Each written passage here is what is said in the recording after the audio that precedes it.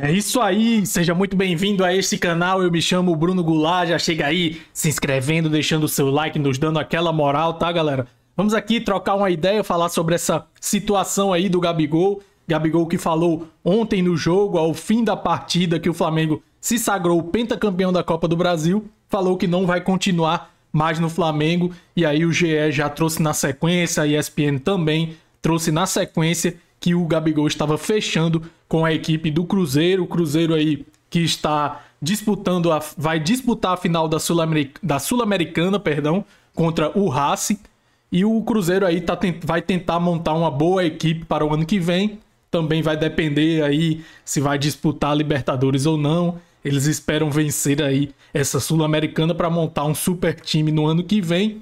E o principal jogador aí que eles vão tentar fechar, né, que já está praticamente fechado, é o Gabigol. O Gabigol, jogador do Flamengo, jogador histórico, para mim aí um segundo maior ídolo rubro-negro, fica apenas abaixo de Zico, né? É um jogador que tem gols em finais de Libertadores. O Flamengo disputou aí 3 finais desde 2019 para cá, né?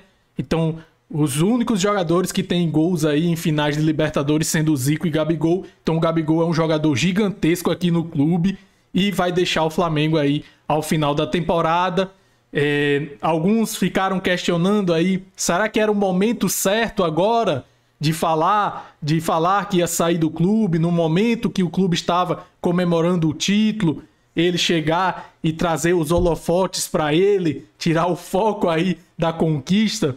Fica esse questionamento também. A gente sabe como é o ego do Gabigol, ele é um jogador de forte personalidade. E até por isso também, por essa personalidade dele, esse jeito dele, também faz parte aí do folclore do Gabigol. E também fez isso fez com que a gente, nós torcedores, né, isso fez conquistar a torcida, esse jeito do Gabigol, esse jeito polêmico às vezes, né, chamando a responsabilidade das coisas e tal. Então, isso também, essa característica dele, esse caráter dele, essa personalidade dele, esse ego dele, fez também conquistar a torcida, além dos gols em campo.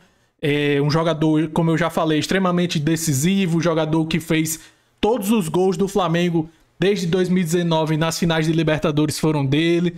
Ele tem 17 gols em finais, é um número absurdo de gols em finais, tá, galera?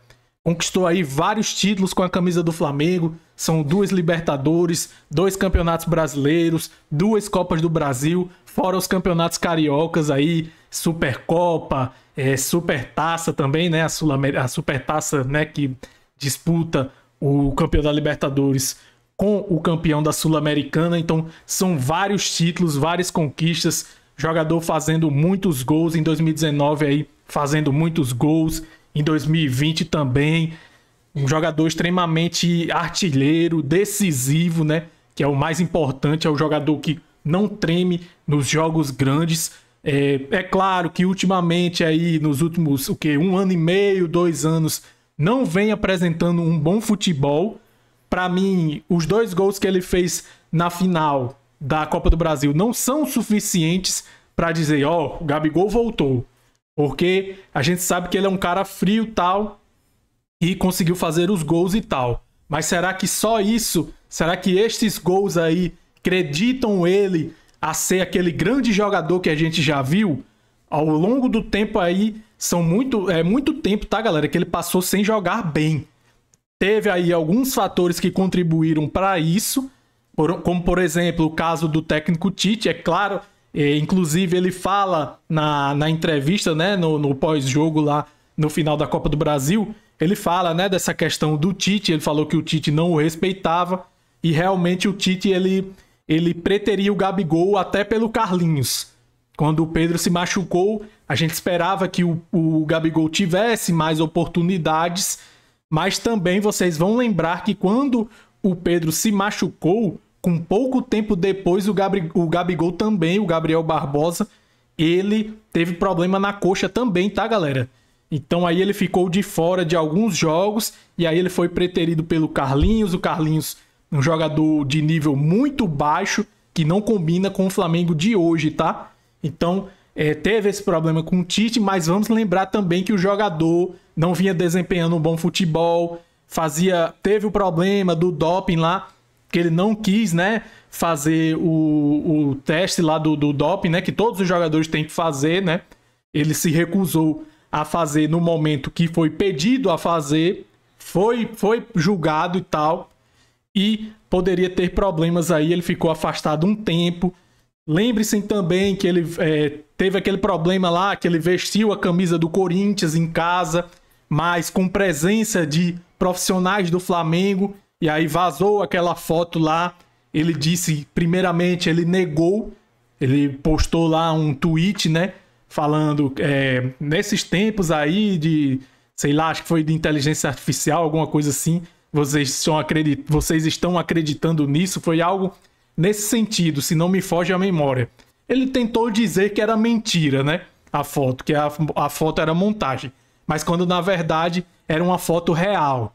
Também teve um outro momento aí, vocês vão se lembrar, no meio da temporada, que surgiu a notícia de que o Gabigol estava negociando com o Palmeiras. E aí o jogador foi afastado mais uma vez do Flamengo, porque o Flamengo observou aí que tinha essa negociação com o Palmeiras.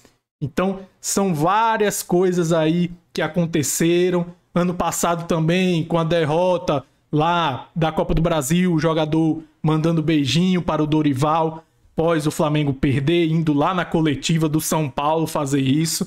Então, assim, ele também cometeu muitos erros, não vinha desempenhando o futebol que a gente esperava, e aí o técnico Tite também não dava espaço para ele neste ano, e o Pedro estava comendo a bola, não tinha condições nenhuma do Gabigol assumir a titularidade por estes fatores que eu falei, né? Tanto o Pedro jogando muito a bola e o esquema do Tite também não favorecia, e até pelas falas aí do próprio jogador, ele falou que o técnico Tite não o respeitava. Enfim, também teve erro da parte do Flamengo. O Flamengo chegou e sentou com o Gabigol, seus familiares e com seu empresário, sentou com o Gabigol e apertaram as mãos conforme o Gabigol falou. A gente não sabe se foi exatamente desta maneira que ele relata, né? Mas que houve sim esse acerto, tá certo, galera? Houve sim esse acerto com o Gabigol de que seria esse contrato. Ele receberia mais de 2 milhões de reais de salário por mês e seria um contrato longo, um contrato de 5 anos. E aí foi mais ou menos, vocês vão se lembrar, naquele período lá do ano passado que o Flamengo jogou contra o Grêmio, o Gabigol conseguiu ter uma pequena sequência de bons jogos, uns 2, 3, 4 jogos bons do Gabigol, que foram os únicos bons jogos dele ali naquele momento, e foi justamente nesse momento que o Flamengo, através do Marcos Braz, fechou aí apertaram as mãos, segundo o Gabigol fala, né?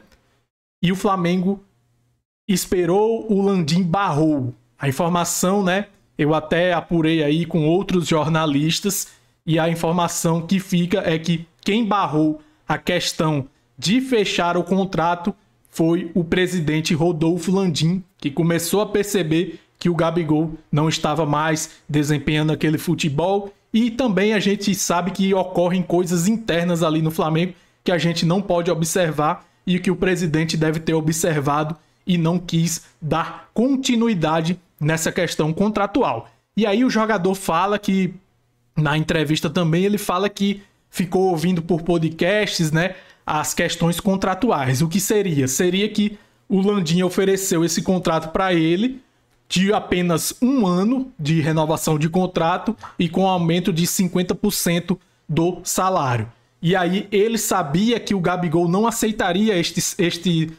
termos, né? Ele não queria um contrato de apenas 1 ano. Inclusive, ele também fala que queria negociar 2, 3 anos. E as partes envolvidas com o Gabigol, pessoas próximas a Gabigol, que foram perguntadas a respeito disso, falam que a culpa dele está saindo aí do Flamengo, tem relação com isso aí, né? Dizem que foi mais questão do Flamengo deixar o Gabigol sair do que o próprio Gabigol querer arrumar um outro clube. Então, são esses fatores aí que ocorreram, tá, galera? Ele provavelmente vai fechar contrato aí com o Cruzeiro, já está a parte salarial, já está tudo certo, questão de salário, questão de luvas contratuais. O jogador vai receber aí na faixa de mais ou menos 2,5 milhões, somando salário e luvas diluídas ao longo do contrato, e aí só está esperando fechar a questão do tempo de contrato, que provavelmente aí, segundo a ESPN, o contrato deva ser aí de 4 anos, tá, galera? E aí, o que é que vocês acham dessa questão do Gabigol? Vocês acham que ele deveria continuar? Vocês acham que foi um erro do Landim não aumentar o tempo de contrato para o Gabigol, fornecer aí, sentar, né, pelo menos, para tentar chegar a um meio termo? Ou vocês acham que foi certo aí do Landim não oferecer mais nenhum tipo de contrato, deixar apenas este contrato de 1 ano? E da parte também do Gabigol, né, galera? O que é que vocês acham aí? O Gabigol, ele merecia mais tempo de contrato? Ele merecia renovar o contrato, já que se trata de um ídolo rubro-negro, mas que, infelizmente, pelo menos na minha opinião, ele não vinha desempenhando um bom futebol aí, pelo menos há 1 ano e meio, 2 anos, não vinha desempenhando um futebol condizente com o salário que ele ganha, condizente com a idolatria que ele tem aqui no Flamengo, tá? Então, fica aí esses questionamentos, essas dúvidas aqui que a gente pode ter, né? Mas é isso que vai acontecer, tá, galera? O Gabigol vai para o Cruzeiro e não vai seguir no Flamengo. Então, eu acho que era isso que eu tinha para falar aqui neste vídeo, tá bom? Se você, por acaso, chegou até aqui, deixe sua opinião aí nos comentários a respeito deste assunto, tá, galera? Também se inscreva no canal, sua inscrição é muito importante para mim, tá? E deixe o like também, porque o like, quanto mais like tem aí no vídeo, mais o YouTube recomenda para outras pessoas, tá, galera? Eu vou ficando por aqui, saudações rubro-negras e até mais!